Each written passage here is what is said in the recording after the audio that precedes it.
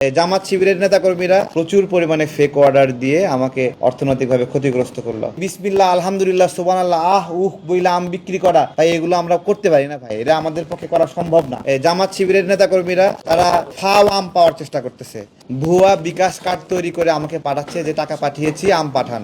আপনার যদি আম খাওয়ার সমর্থন না থাকে আপনার দলকে বলেন, দল তো নিয়মিত জাকাতের টাকা দেয়, তাহলে সেখান থেকে বলেন, অথবা জাকাত হিসেবে আম চান তাদের কাছ থেকে। আমার কাছ থেকে ভুয়া অর্ডার করে আপনারা আম চাচ্ছেন কিসের জন্য?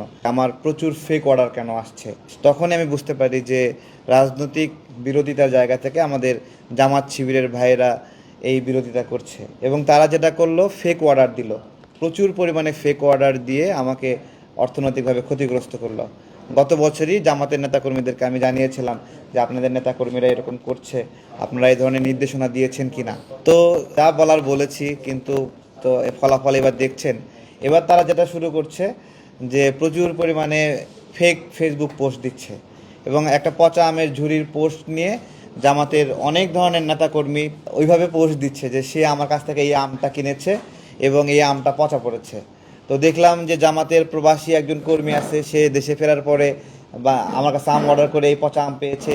এই সেম আম অর্ডার করেছে আবার জামাতের এক ইমাম, এই সেম আম অর্ডার করেছে শিবিরের এক কর্মী, এই সেম আম অর্ডার করেছে একটা জেলা শাখার সভাপতি। এরকমভাবে আপনারা দেখেছেন যে ফেসবুক পোস্ট যারা করেছে এদের সবাই জামাত শিবিরের, এবং একই আমের ছবি নিয়ে তারা সবাই পোস্ট করছে, এবং সেই ছবিটা পোস্ট করছে আমের যেই প্যাকেজ ঝুড়ি, সেটা কাগজের একটা বক্স, সেই বক্স আমরা আপনাদের মনে আছে আমরা এখানে আমাদের অফিসে, পাঁচতলার অফিসে আমরা রাজনৈতিক কর্মীদের, রাজনৈতিক বন্ধুদের, তারপরে সাংবাদিক ভাইদের, আরও পথশিশু, আমাদের আরও বন্ধুবর যারা আছে সবাইকে ডেকে আমরা আমের উৎসব করেছিলাম। তখন আমরা যে আমের বক্সটা দেখেছিলেন আপনারা, এইটাই কিন্তু আমরা গত 7 বছর 8 বছর যাবত এই বক্সে আমটা দেই। তো হঠাৎ করে তারা কাগজের বক্সে আম দেখায় আমাদেরকে একটা হয়রানির শিকার করছে।